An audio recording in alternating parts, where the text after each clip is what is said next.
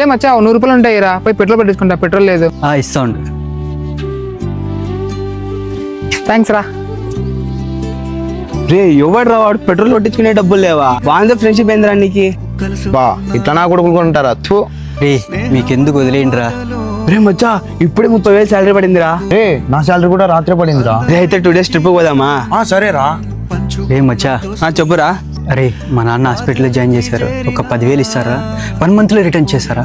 నా దగ్గర 1 రూపాయి కూడా డబ్బులు లేవురా. నాతో కూడా ఏం లేవురా. సరేరా.